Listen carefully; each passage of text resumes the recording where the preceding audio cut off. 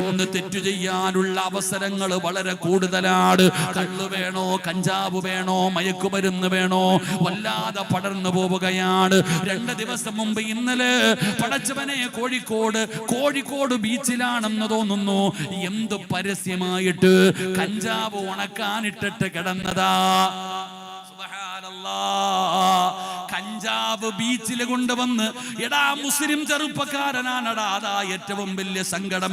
ബീച്ചിൽ വന്നിട്ട് കടപ്പുറത്ത് വന്നിട്ട് കഞ്ചാവ് നിരത്തി വെച്ചിട്ട് കിടന്നതാണ്. ഉറങ്ങിപ്പോയടാ ചെറുപ്പക്കാരാ, അതും മുസ്ലിം ചെറുപ്പക്കാരനാണ്. എന്താടോ ബർക്കത്തിന് വേണ്ടി ഏത് ദിവസം പത്രമെടുത്താലും MDM പിടിച്ചു, അതിനകത്തല്ലാ മുസ്ലിം ചെറുപ്പക്കാരനുണ്ടോ. ഈ അടുത്ത് ജയിലിൽ പോയ ഒരു സഹോദരൻ ജയിലിലെ കഥ പറയുകയാണ്. ജയിലിലെ കഥ പറയുമ്പോ ആ ചെറുപ്പക്കാരൻ പറഞ്ഞു, ഉസ്താദേ ഞാൻ പോയ ജയിലില് MDMമായി വന്നപ്പോ ആ ചെറുപ്പക്കാരൻ കഥ പറയുകയാണ്. ജയിലിൽ പോയ അനുഭവം ഞാൻ ചോദിച്ചപ്പോ, സംസാരിച്ചപ്പോ പറഞ്ഞ ഒരു വാക്കാണ്, ഉസ്താദേ ഞാൻ കടന്ന ജയിലിൽ ഒരു തങ്ങള് കിടപ്പുണ്ട്. എന്റെ സെല്ലിനടുത്തൊരു തങ്ങള് കിടക്കുന്നുണ്ട്. MDM ആയപ്പോ വന്നപ്പോ പിടിച്ചത്. അള്ളാഹു കാത്തിരക്ഷിക്കുമാറാകട്ടെ. എവിടെ എത്തി എന്റെ പ്രിയപ്പെട്ട സഹോദരങ്ങളെ? പേടിയില്ലടോ. ഇന്ന് ഭയമെന്ന് പറയുന്ന ഒന്നുമില്ല. കഞ്ചാവോ കള്ളോ പെണ്ണോ എല്ലാം ഫ്രീ. അല്ലാഹുവിന്റെ പ്രവാചകനെ സ്വല്ലല്ലാഹു അലൈഹി വസല്ലമ തങ്ങൾ ഇരിക്കുന്ന ഈന്തപ്പന തോട്ടത്തിന്റെ വാതിലുണ്ടല്ലോ, ആ വാതിലിന്റെ ഭാഗത്ത് നിന്ന് പടച്ചവനെ ഒരു മനുഷ്യൻ ആരാണെന്നറിയില്ല.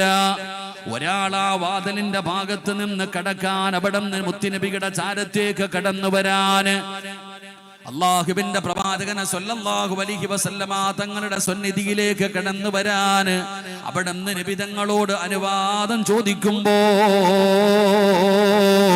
അല്ലാഹുവിന്റെ പ്രവാചകനെ സ്വല്ലല്ലാഹു അലൈഹി വസല്ലമ തങ്ങള് അബൂ മൂസൽ അശ്അരി റളിയല്ലാഹു തആല അൻഹുവിനോട് പറയുകയാണ്, ആരാണോ ആ വാതിലിൽ മുട്ടുന്നത്, ആരാണോ ആ വാതിലിന്റെ മുമ്പിൽ വന്ന് നിൽക്കുന്നത്, ആ വാതിലിന്റെ മുമ്പിൽ നിൽക്കുന്ന മനുഷ്യനോട് നിങ്ങൾ പറയണം, വബശിറുഹു ബിൽ ജന്ന. ആ വാതിൽ തുറന്നിട്ടാ നിൽക്കുന്ന മനുഷ്യനോട് പറയണം, നിങ്ങൾ സ്വർഗത്തിന്റെ അവകാശിയാ, നിങ്ങളെ സ്വർഗത്തിന്റെ അവകാശിയാണ്.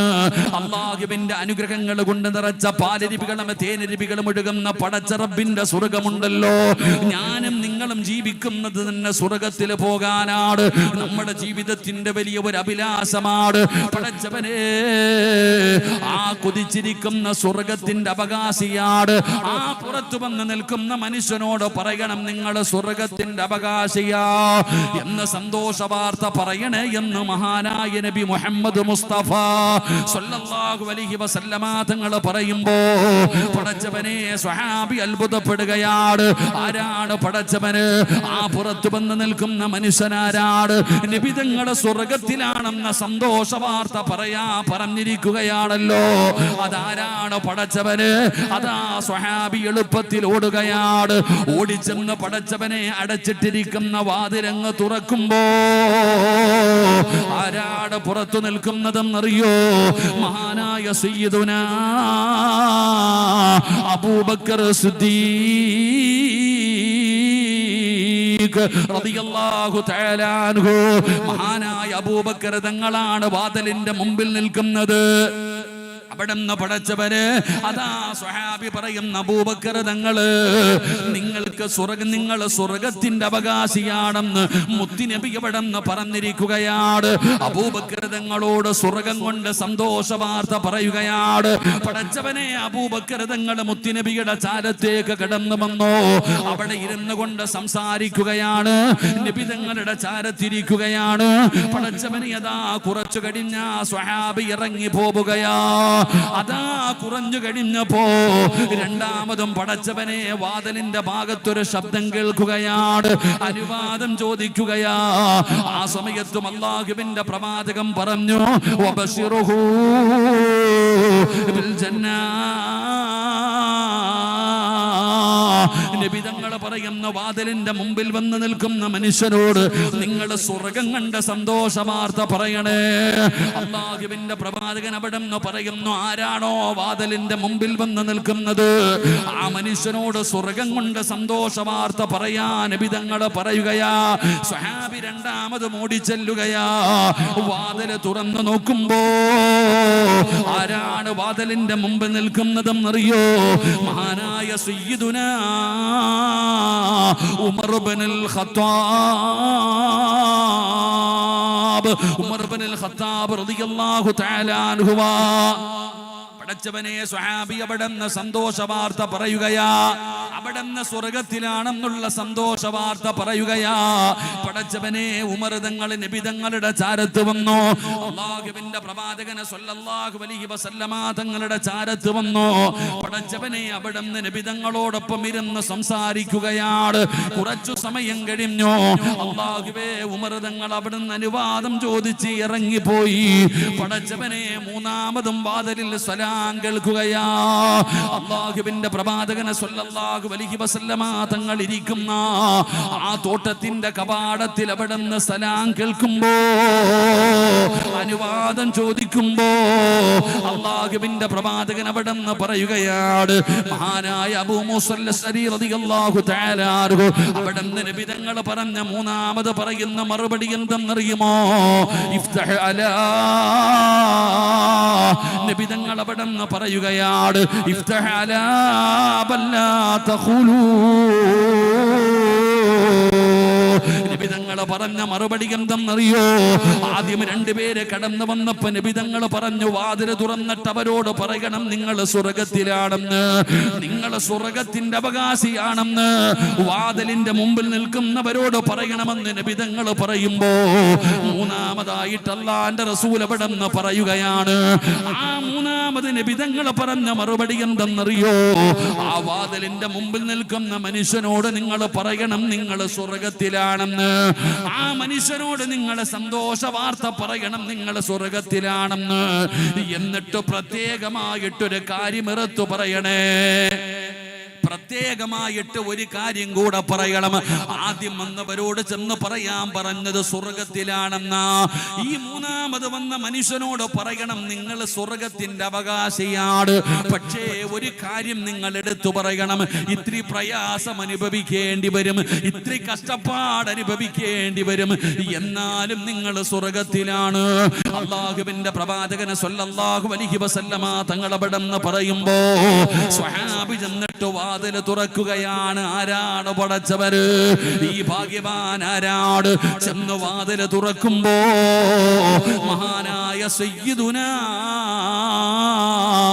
ഉസ്മാൻ ഇബ്നു അഫ്ഫാൻ, ഉസ്മാൻ റളിയല്ലാഹു തആല അൻഹു സ്വഹാബി അവിടെ നിന്ന് പറയുന്നു നിങ്ങൾ സ്വർഗത്തിലാണ്, പക്ഷേ ഇത്തിരി കഷ്ടപ്പാടും ദുരിതങ്ങളും പ്രയാസങ്ങളും അനുഭവിക്കേണ്ടി വരും. പടച്ചവനെ, ഉസ്മാൻ തങ്ങൾ നബി തങ്ങളുടെ ചാരത്ത് വന്നു. അതാ പടച്ചവനെ നബി തങ്ങളോടൊപ്പം ഇരുന്ന് സംസാരിക്കുകയാണ്. ഉസ്മാൻ തങ്ങൾ ഇറങ്ങി പോവുകയാണ്. എന്തുകൊണ്ടാണ്? ആദ്യം വന്ന രണ്ടുപേരോട് പറഞ്ഞു നിങ്ങൾ സ്വർഗത്തിലാണെന്ന്. എന്നാ മൂന്നാമത് വന്ന ഒരാളോട് പറയുന്നു നിങ്ങൾ സ്വർഗത്തിലാണ്, പക്ഷേ ഇത്തിരി പ്രയാസമാണ്, ഇത്തിരി പ്രയാസങ്ങളും ബുദ്ധിമുട്ടുകളും അനുഭവിക്കേണ്ടി വരുമെന്ന് ആദരവായ പ്രവാചകൻ നബി മുഹമ്മദ് മുസ്തഫ സല്ലല്ലാഹു അലൈഹി വസല്ലമ തങ്ങൾ അവിടെ നിന്ന് പറഞ്ഞു കൊടുക്കുമ്പോ ആരാ ഉസ്മാൻ തങ്ങളെന്നറിയുമോ? ചെറുപ്പക്കാരാ, മൂന്നാമത്തെ ഖലീഫയായ സയ്യിദുനാ ഉസ്മാൻ ഇബ്നു അഫ്ഫാൻ റളിയല്ലാഹു തആല അൻഹു ആരാണെന്നറിയോ? പഠിക്കണേ ചെറുപ്പക്കാരാ, എനിക്കും നിങ്ങൾക്കും പഠിക്കാൻ ഒരുപാട് പാഠങ്ങളുണ്ടോ. ഉസ്മാൻ തങ്ങളുടെ ജീവിത ചരിത്രം വായിച്ചാൽ കരയാതെ വായിച്ചു തീർക്കാൻ കഴിയില്ലടോ. വല്ലാത്ത സങ്കടം തോന്നുന്ന ഒരു ചരിത്രമാണ്. ഏത് മനുഷ്യന്റെയും കണ്ണ് നിറയുമടോ. നമ്മളെല്ലാവരും എല്ലാവരും പടച്ചവനെ മസ്ജിദ് നബവിയിലേക്ക് കടന്നു ചെല്ലുമല്ലോ.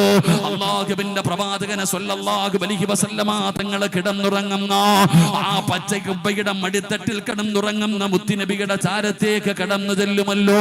അവിടുന്ന് പടച്ചവനെ ജന്നത്തിൽ ബഖി എന്ന് പറയുന്ന ഖബർസ്ഥാനിൽ അല്ലാഹുവിന്റെ പ്രവാചകന്റെ ഭാര്യമാര്, അവിടുത്തെ സ്വഹാബത്ത്, അവിടുത്തെ കരളിന്റെ കഷ്ടമായ പ്രിയപ്പെട്ട പൊന്നാര മകള് മഹ്ദി ഫാത്തിമ ബീവി റളിയല്ലാഹു തആല അൻഹ ഉൾപ്പെടെ ഒരുപാട് പേര് കിടക്കുന്ന ജന്നത്തുൽ ബഖി എന്ന് പറയുന്ന ഖബർസ്ഥാനിൽ പോകാറുണ്ടല്ലോ. പലരും ദുആ ചെയ്യാറുണ്ട്, പടച്ചവര് നെല്ലിക്കുന്ന പള്ളിയിൽ 6 അടി മണ്ണ് തരണേ നല്ല ദുആ ചെയ്യുന്നത്. പലപ്പോഴും പലരും പറയാറുണ്ട്, ഉസ്താദേ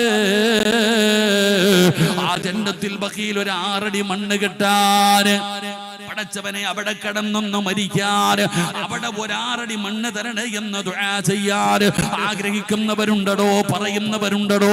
അവിടെ പോയി കിടന്നു മരിക്കാൻ കൊതിക്കുന്നവരുണ്ടോ? എന്തുകൊണ്ടാണ് അവിടെ 1 അടി മണ്ണ് കിട്ടാൻ? അല്ലാഹുവിന്റെ റസൂലിന്റെ ചാരത്ത് കിടക്കുമല്ലോ, ഫാത്തിമ ബീവിയുടെ ചാരത്ത് കിടക്കാമല്ലോ, നബി തങ്ങളുടെ ഭാര്യമാരും സ്വഹാബത്ത് കിടക്കുന്ന ആ ജന്നത്തുൽ ബഖി എന്ന് പറയുന്ന ഖബർസ്ഥാനിലൊന്ന് കിടക്കാൻ കഴിയുമല്ലോ. ഖിയാമത്ത് നാളാകുമ്പോ അവിടെ നിന്നല്ലേ ഒന്നാമതായിട്ട് മുത്തുനബി അവിടെ നിന്ന് എഴുന്നേറ്റ് വരുന്നത്. എന്റെ പ്രിയപ്പെട്ട സഹോദരങ്ങളെ, എന്തുകൊണ്ടാണ് അവിടെ പോയി കിടക്കാൻ ആഗ്രഹിക്കുന്നതിന്റെ കാരണം എന്തെന്നറിയോ? നമുക്കറിയാഞ്ഞിട്ടാ സഹോദരാ. അല്ലാഹുവിന്റെ പ്രവാചകൻ സ്വല്ലല്ലാഹു അലൈഹി വസല്ലമ തങ്ങൾ പറഞ്ഞല്ലോ, നബി തങ്ങൾ പറയുകയാ, മനിസ്തതഅ യമൂതു ഫിൽ മദീന. ഏതെങ്കിലും ഒരു മനുഷ്യൻ എന്റെ നാടിനെ ഇഷ്ടപ്പെട്ടാൽ, എന്റെ മദീനയെ ഇഷ്ടപ്പെട്ടാൽ, എന്റെ മദീനയിൽ ആരെങ്കിലും ഒന്ന് മരണപ്പെട്ടാൽ അല്ലാഹു അവന് കൊടുക്കുന്ന പ്രതിഫലം എന്തെന്നറിയോ? അല്ലാഹുവിന്റെ റസൂലിനെ ഇഷ്ടപ്പെട്ട മദീന, ആ മദീനയെ സ്നേഹിച്ചുകൊണ്ട്, ആ മദീനയെ ബഹുമാനിച്ചുകൊണ്ട് ഏതെങ്കിലും ഒരു മനുഷ്യന് മദീനത്ത് ചെന്ന് മരണപ്പെട്ട അല്ലാഹു അവന് കൊടുക്കുന്ന പ്രതിഫലം എന്തെന്നറിയോ? വജബതു ലഹു ശഫാഅതി, അവൻ എന്റെ ശഫാഅത്തുണ്ടെന്ന് നബി മുഹമ്മദ് മുസ്തഫ സല്ലല്ലാഹു അലൈഹി വസല്ലമ തങ്ങൾ പഠിപ്പിക്കുകയാ. മദീനയെ സ്നേഹിച്ചുകൊണ്ട് ഏതെങ്കിലും ഒരു മനുഷ്യൻ മദീനയിൽ പോയി മരണപ്പെട്ടാൽ നാളെ ഇസ്രാഫീൽ എന്ന് പറയുന്ന മലക്ക് സൂർ എന്ന് പറയുന്ന കാഹളത്തിരുതുന്ന ദിവസമുണ്ടല്ലോ. അതാ ഖബറിനകത്ത് നിന്ന് ആണുങ്ങളും പെണ്ണുങ്ങളും എല്ലാവരും പടച്ചവനെ എഴുന്നേറ്റ് വരുന്ന പടച്ച റബ്ബിന്റെ പരലോകമുണ്ടല്ലോ. എന്റെ പ്രിയപ്പെട്ടവരെ, ഒരാളും തിരിഞ്ഞു നോക്കാനില്ലാത്ത പടച്ച റബ്ബിന്റെ കോടതിയുണ്ടല്ലോ. ആ കോടതിയിൽ അവൻ എന്റെ ശഫാഅത്തുണ്ടെന്ന് നബി മുഹമ്മദ് മുസ്തഫ സല്ലല്ലാഹു അലൈഹി വസല്ലമ തങ്ങൾ പഠിപ്പിക്കുമ്പോ, ആ ജന്നത്തുൽ ബഖിയിലൂടെ നടന്നു പോകുമ്പോൾ കുറച്ച് വർഷങ്ങൾക്ക് മുമ്പ് നമുക്ക് കാണാമായിരുന്നു, നടന്ന് ഖബറിന്റെ ആ ഖബർസ്ഥാനിന്റെ മധ്യഭാഗത്ത് ചെല്ലുമ്പോ ഒരടയാളം വെച്ച ഒരു ഖബർ കാണാം. ചിലപ്പോഴൊക്കെ അവിടെ ഒരു പോലീസുകാരൻ നിൽക്കുന്നത് കാണാം.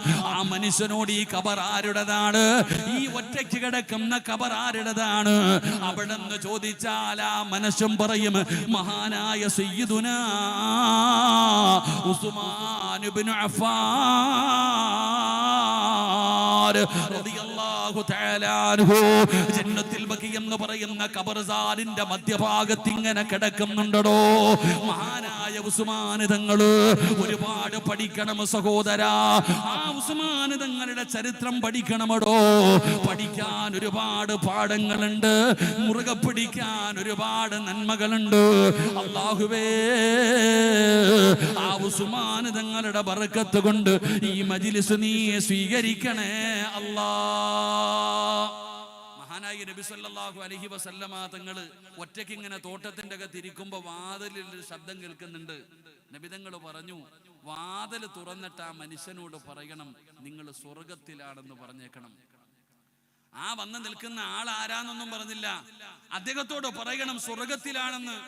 സഹാബി ആരാ അല്ലാഹ്, ആരാ പടച്ചവൻ, എത്രയും വലിയ ഭാഗ്യവാൻ, നബിതങ്ങൾ സ്വർഗത്തിലാണെന്ന് പറഞ്ഞ ഭാഗ്യവാൻ ആരാ? ഓടിച്ചെന്ന് വാതിൽ തുറന്നു നോക്കുമ്പോ മഹാനായ സയ്യിദുനാ അബൂബക്കർ സിദ്ദീഖ് റളിയല്ലാഹു തആല അൻഹു അവിടെ നിന്ന് പറഞ്ഞു, നിങ്ങൾ സ്വർഗത്തിലാണെന്ന് നബിതങ്ങൾ പറഞ്ഞിട്ടുണ്ട്. എൻ്റെ പ്രിയപ്പെട്ടവരെ, നബിതങ്ങൾ അടുത്തുപോയി. കുറച്ചു കഴിഞ്ഞപ്പോൾ രണ്ടാമതൊരാൾ വന്നു. അപ്പോഴും നബിതങ്ങൾ പറഞ്ഞു, അദ്ദേഹത്തോട് പോയി പറയണം സ്വർഗത്തിലാണെന്ന്. ആ സ്വഹാബി രണ്ടാമത് ഓടിച്ചെന്നു. വാതിൽ തുറന്നു നോക്കുമ്പോൾ മഹാനായ സയ്യിദുനാ ഉമർ ഇബ്നുൽ ഖത്താബ് റളിയല്ലാഹു തആല അൻഹു. അവിടെ നിന്ന് ഉമർ തങ്ങളോട് പറഞ്ഞു, നിങ്ങൾ സ്വർഗത്തിലാണ്. നബിതങ്ങൾ പറഞ്ഞിരിക്കുന്നു നിങ്ങൾ സ്വർഗത്തിലാണെന്ന്. പക്ഷെ മൂന്നാമത് ശബ്ദം കേട്ടപ്പോൾ നബിതങ്ങൾ പറഞ്ഞു കൊടുത്തു, ആ വാതിലിന്റെ പുറത്ത് നിൽക്കുന്ന ആളോട് പറയണം സ്വർഗത്തിന്റെ അവകാശിയ, പക്ഷേ ഇത്തിരി ദുരിതങ്ങൾ അനുഭവിക്കേണ്ടി വരും. പ്രത്യേകമായി ആദ്യമെന്ന രണ്ടുപേരോടും പറയാത്ത ഒരു വാക്ക് ആ ആളോട് പറയണം, നിങ്ങൾ സ്വർഗത്തിന്റെ അവകാശിയ, പക്ഷേ ഇത്തിരി പ്രയാസവും ബുദ്ധിമുട്ടും ദുരിതങ്ങൾ അനുഭവിക്കേണ്ടി വരും. അള്ളാഹു നമുക്ക് ഈമാൻ നൽകി അനുഗ്രഹിക്കുമാറാകട്ടെ. വാതിൽ തുറന്നു നോക്കുമ്പോൾ മഹാനായ സയ്യിദുനാ ഉസ്മാൻ ഇബ്നു അഫ്ഫാൻ റളിയല്ലാഹു തആല അൻഹു, ഉസ്മാൻ തങ്ങളായിരുന്നു അത്. എന്തുകൊണ്ടാണ് നബി തങ്ങൾ അങ്ങനെ പറയാനുള്ള കാരണം എന്താ? ആ സ്വഹാബിയോട് മാത്രം പ്രത്യേകമായിട്ട് അങ്ങനെ പറയാനുള്ള കാരണം എന്താ? എന്റെ പ്രിയപ്പെട്ടവരെ, ഉസ്മാൻ തങ്ങളുടെ ചരിത്രം അവിടെ നിന്ന് വായിച്ചു നോക്ക്. 83 വയസ്സ് വരെ ജീവിച്ച സഹാബിയാണ് സയ്യിദുനാ ഉസ്മാൻ. ഉസ്മാൻ റളിയല്ലാഹു തആല അൻഹു. ആ സ്വഹാബികളുടെ ചരിത്രം വായിച്ചാൽ അത്ഭുതപ്പെട്ടു പോകും ചെറുപ്പക്കാരാ, സങ്കടം വന്നു പോകും മോനെ. ആ സ്വഹാബികളുടെ ചരിത്രം വായിച്ചാൽ അറിയാതെ കരഞ്ഞു പോകും. അതാണ് മഹാനായ സയ്യിദുനാ ഉസ്മാൻ ഇബ്നു അഫ്ഫാൻ.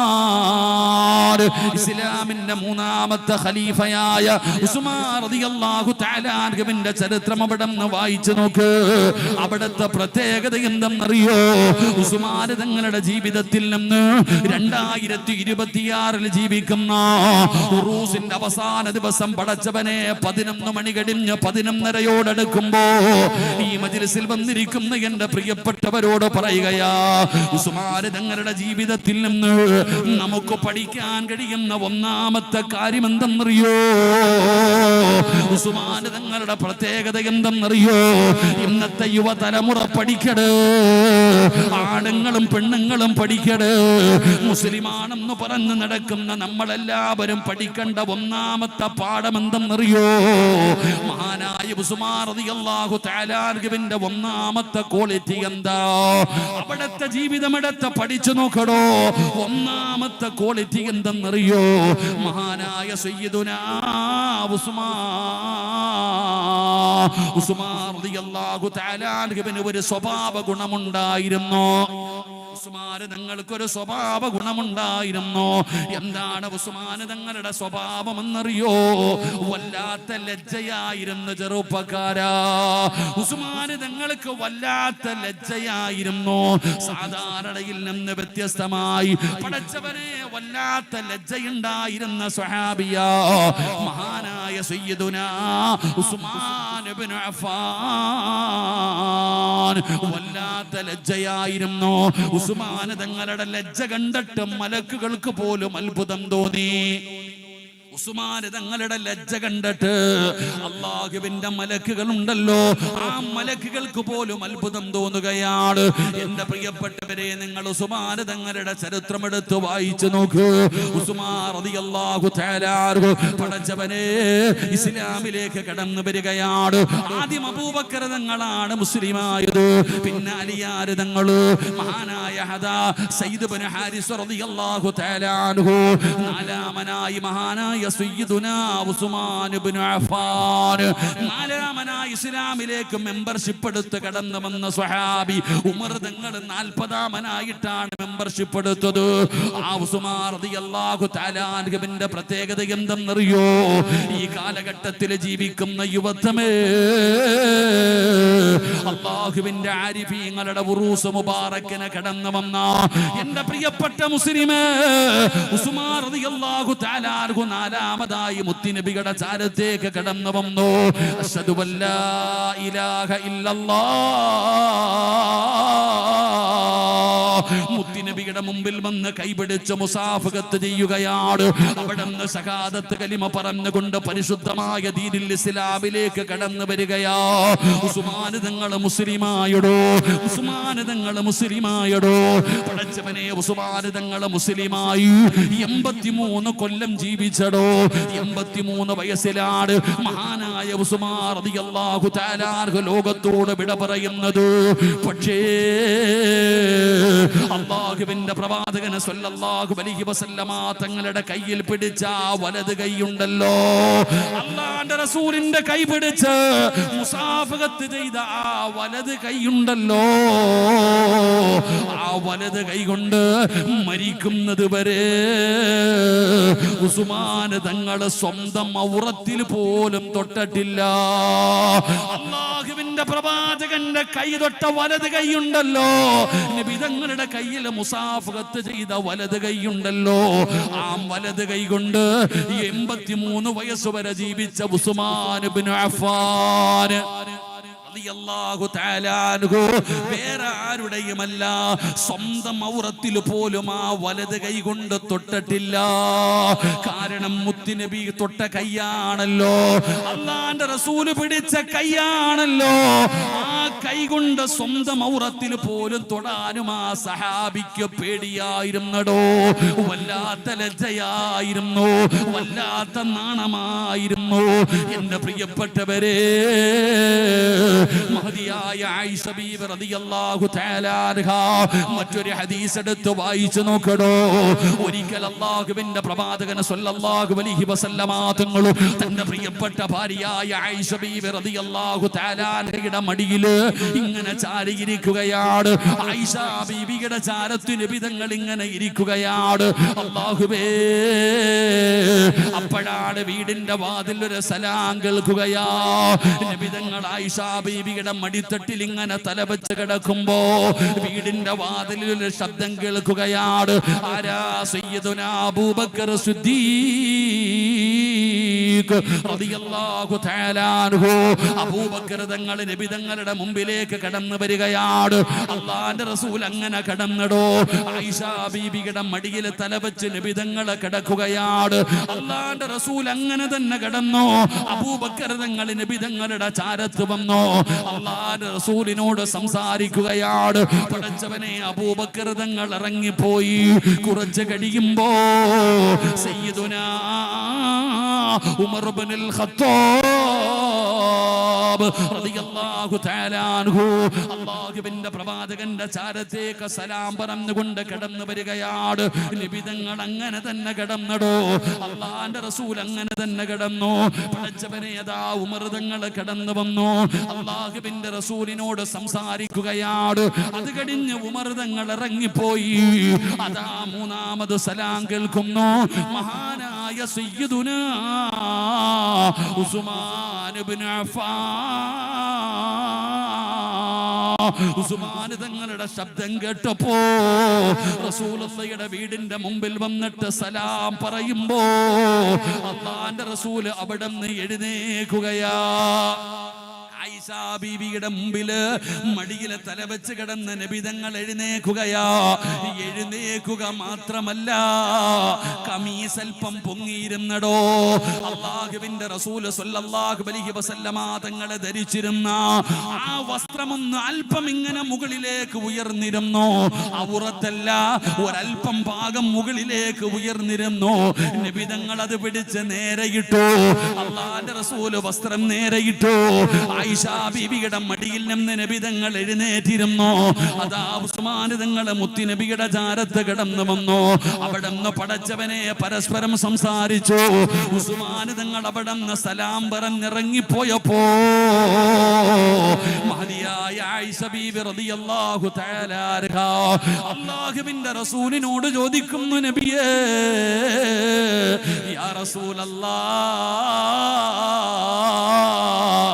വാപ്പ വന്നപ്പോ എഴുന്നേറ്റില്ലല്ലോ നബിയേ, വാപ്പ വന്നപ്പോ എഴുന്നേറ്റില്ലല്ലോ, നിങ്ങൾ അതുപോലെ തന്നെ കിടന്നല്ലോ.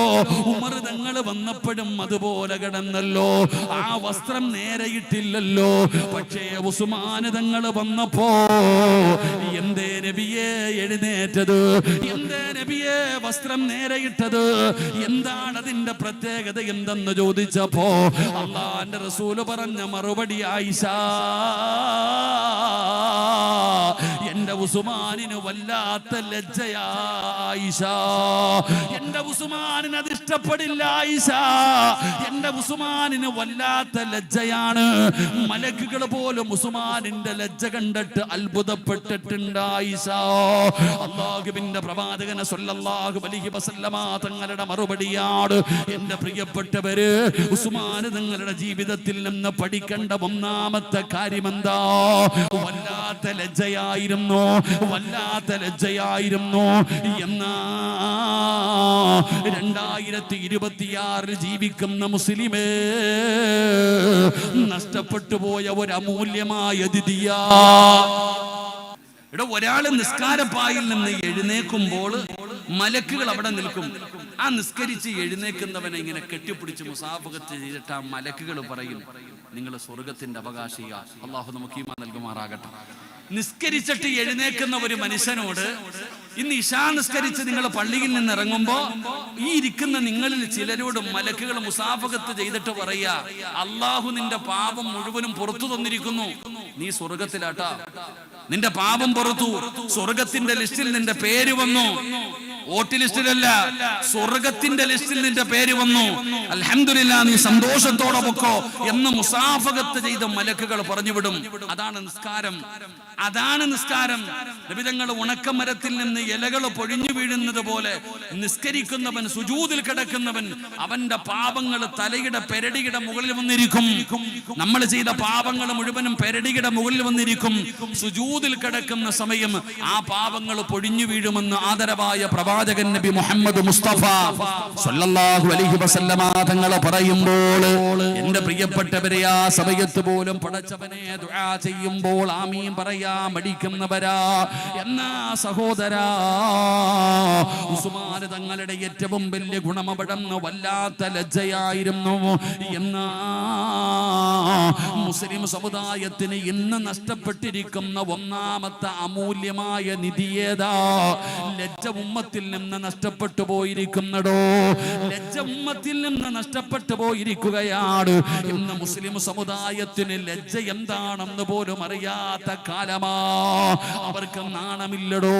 എന്റെ പ്രിയപ്പെട്ടവരെ, ലജ്ജയുള്ളവനെ ഒറ്റപ്പെടുത്തുന്ന കാലമാണ്, ലജ്ജ ഉള്ളവനെ ഒറ്റപ്പെടുത്തുന്ന കാലമാണ്.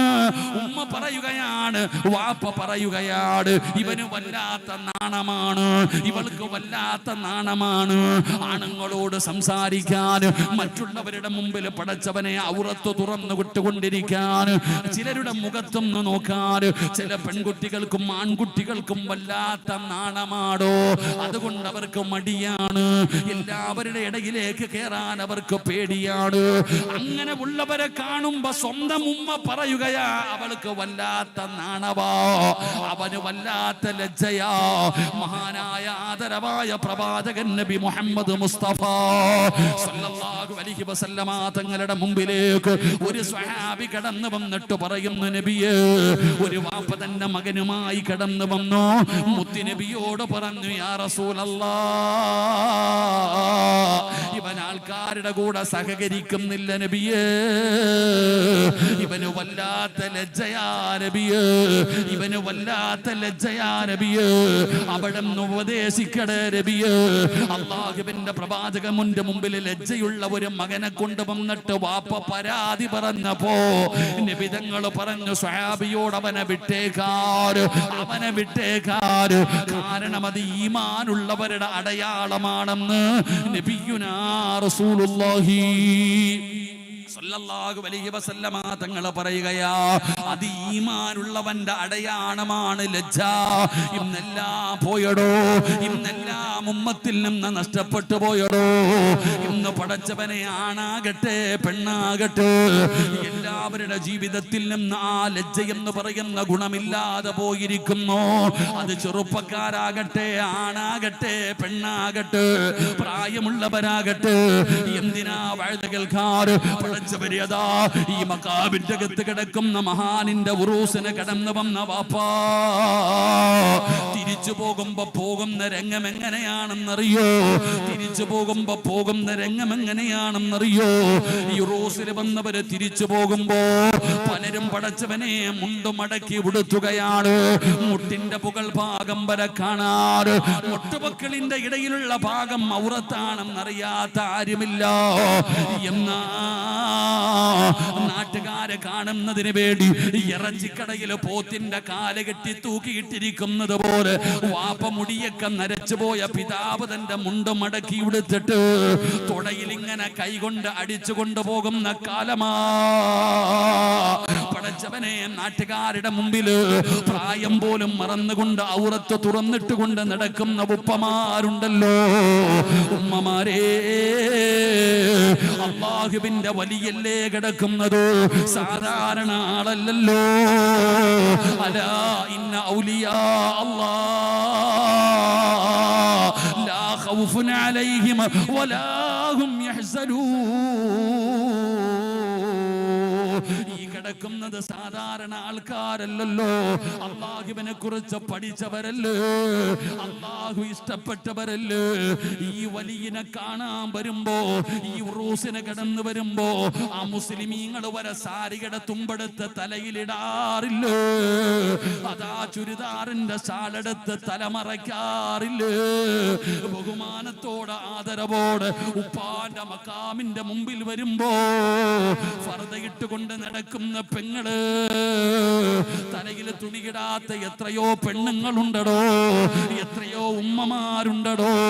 അവർക്ക് ഇതൊക്കെ ഒരു ആഘോഷമാണടോ, ഒന്ന് കറങ്ങാൻ കിട്ടുന്ന ചാൻസ് ആണടോ, പലരെയും കാണാൻ പറ്റുന്ന അവസരമാണടോ.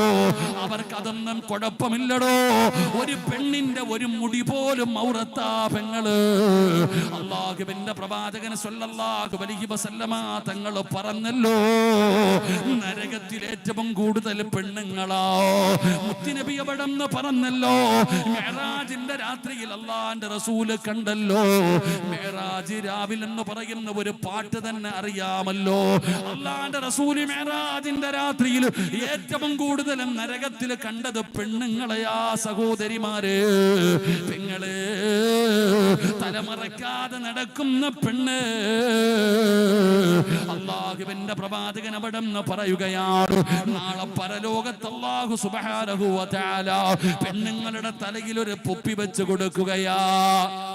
ഒരു തൊപ്പി വെച്ചു കൊടുക്കുകയാണ്, നരകത്തിന്റെ തീയാലുള്ള തൊപ്പി. അല്ലാഹ് തലച്ചോറ് മുഖത്തുകൂടെ ഒഴുകും പെണ്ണ്. കള്ളു കുടിച്ചവന്റെ ശിക്ഷയല്ല, വ്യഭിചരിച്ചവന്റെ ശിക്ഷയല്ല, സിഹ്ർ ചെയ്തവന്റെ ശിക്ഷയല്ല, ശിർക്ക് ചെയ്തവന്റെ ശിക്ഷയല്ല. പെങ്ങളെ, അല്ലാഹു തലയിൽ ഒരു തൊപ്പി ധരിപ്പിക്കുകയാണ്. ശരീരം മുഴുവനും മുഖത്തുകൂടെ തലച്ചോറ് വരെ ഇങ്ങനെ ഒഴുകുകയാണ്. ഇവര് ചെയ്ത പാപം എന്തെന്നറിയോ? തലമറയ്ക്കാതെ നടക്കുന്ന ഉമ്മ. അല്ലാഹു നിങ്ങൾക്ക് തരുന്ന ശിക്ഷയാണെന്ന് നബി തങ്ങൾ അവിടെന്ന് പഠിപ്പിക്കുമ്പോ ഇന്ന് നാണമെന്ന് പറയുന്നതില്ലടോ. അതാണിനുമില്ല, പെണ്ണിനുമില്ല, പ്രായമുള്ളവർക്കുമില്ല, ചെറുപ്പക്കാർക്കുമില്ല. പടച്ചവനെ, എന്തേ മുസ്ലിമേ ലജ്ജയില്ലാതെ പോയത്? ലജ്ജയില്ലാതെ പോയത് ഔറത്ത് തുറന്നിട്ടുകൊണ്ട് പരസ്യമായി നടക്കുകയാണ്. പണ്ട് തെറ്റു ചെയ്യാൻ നമുക്കൊരു പേടിയായിരുന്നടോ. ഒരു ഫോട്ടോ എടുക്കാൻ പെണ്ണുങ്ങൾ പെണ്ണുങ്ങൾക്ക് പേടിയായിരുന്നു, മറ്റുള്ളവരുടെ മുമ്പിൽ വരാ പേടിയായിരുന്നു. സുബ്ഹാനല്ലാഹ്. എന്റെ പ്രിയപ്പെട്ട ഉമ്മമാര്, സഹോദരിമാര്, ഇന്ന് കാണിക്കുന്ന പേക്കൂത്തുകളുണ്ടല്ലോ, അവര് ഫർദ് ധരിച്ചുകൊണ്ട് ഹിജാബ് ഇട്ടുകൊണ്ട് എന്തെല്ലാം പേക്കൂത്തുകൾ കാണിക്കുകയാണ്. ബീച്ചിൽ പോയാൽ, കടപ്പുറത്ത് പോയാൽ, ഏതെങ്കിലും ഒരു മരത്തിന്റെ ചുവട് മറിയടോ ആണുങ്ങളും പെണ്ണുങ്ങളും കാണിക്കുന്നത് കണ്ടാ വല്ലാത്ത സങ്കടമാണ്. പണ്ടൊക്കെ പെണ്ണുങ്ങൾ വൈകുന്നേരമായ പുറത്തിറങ്ങാറില്ല. ഈ അടുത്ത് കാസർഗോഡ് ജില്ലയിൽ ഗാനമേള നടന്നപ്പോ അല്ലാഹുവേ തല്ലുകൊണ്ടപ്പോ പെണ്ണുങ്ങളും ഉണ്ടായിരുന്നു. അതാ പടച്ചവര് ബേക്കൽ പരിപാടി നടത്തുമ്പോ അവിടെയും പടച്ചവരെ പെങ്ങന്മാരുണ്ടായിരുന്നു. മുസ്ലിം ഉമ്മത്തേ, ഇത് വല്ലാത്ത കളിയാ, ഇത് വല്ലാത്ത ആഘോഷമാ. ഇത് പറയുമ്പോ യുവതലമുറ പറയാറുണ്ട്, ഉസ്താദ് നിങ്ങളൊക്കെ എന്തു പറഞ്ഞിട്ടും കാര്യമില്ല, നിങ്ങളൊക്കെ എത്ര വയത് പറഞ്ഞിട്ടും കാര്യമില്ല. ജീവിതമെന്ന് പറയുന്നത് ആസ്വദിക്കാനുള്ളതാ, ജീവിതമെന്ന് പറയുന്നത് അടിച്ചു പൊളിക്കാനുള്ളതാ എന്ന് പറയുന്നവനെ പരിഹസിക്കുന്ന കാലമാണ്. അത് ആലിമാണെങ്കിലും, അത് കമ്മറ്റിക്കാരാണെങ്കിലും, അത് ഉസ്താദന്മാരാണെങ്കിലും, അത് കുടുംബക്കാരാണെങ്കിലും തന്തവൈബിന്റെ കാലമല്ലേ. സ്വന്തം വാപ്പയെ പോലും കളിയാക്കുന്ന യുവത്വമേ, അവിടെയും ഇവിടെയും തിരിഞ്ഞു നടക്കുന്ന 10, 12, 15 വയസ്സുള്ള പെൺകുട്ടികള്, 10ാം ക്ലാസ്സിലും 9ാം ക്ലാസ്സിലും 8ാം ക്ലാസ്സിലും പഠിക്കുന്ന പെൺകുട്ടികള് ആ സമയങ്ങളിൽ പല സ്ഥലങ്ങളിലും നടക്കുന്നത് കാണുമ്പോ മക്കളെ നിങ്ങൾ എവിടെ പോവുകയാണ്? ചോദ്യം ചെയ്യുന്നവരെ കളിയാക്കുന്നവരുണ്ടോ, പരിഹസിക്കുന്നവരുണ്ടോ, അവരെ ഒറ്റപ്പെടുത്തുന്നവരുണ്ടോ? എന്റെ പ്രിയപ്പെട്ടവരെ, ഇന്നും നാളെ രാവിലെ പത്രമെടുത്ത് വായിച്ചു നോക്ക്. 16 വയസ്സുകാരനാണ് 14 വയസ്സുകാരിയെ പീഡിപ്പിച്ചു കൊന്നിരിക്കുന്നത്. ഉമ്മയോട് പറയുമെന്ന് പറഞ്ഞതിന്റെ പേരില് പടച്ചവനെ കൊലപാതകങ്ങൾ വരെ നടക്കുന്നത് 46കാരനല്ല, ചെറിയ മക്കളുടെ കഥയാണോ? എന്തൊക്കെ വാർത്തകളാ വായിക്കുന്നത്, എന്തൊക്കെ സങ്കടകരമായ വാർത്തകൾ കാണുന്നില്ല. അതുകൊണ്ട് എന്റെ പ്രിയപ്പെട്ടവരോട് പറയുകയാണ്, ലജ്ജ വേണം സഹോദരാ, എല്ലാത്തിനും ഒരു നാണം വേണമടാ ചെറുപ്പക്കാരാ, ഒരു മാന്യത വേണ്ടേ മോന്? നീ ഒരു മുസ്ലിം അല്ലേടാ, നീ ഒരു മുസ്ലിം അല്ലേ ചെറുപ്പക്കാരാ? അതുകൊണ്ട് എന്റെ പ്രിയപ്പെട്ടവരോട് പറയുകയാണ്, ജീവിതം ആസ്വദിക്കാനുള്ളതാണ്, അടിച്ചു പൊളിക്കാനുള്ളതാണ് എന്ന് പറഞ്ഞുകൊണ്ട് നടക്കുന്ന യുവത്വമേ,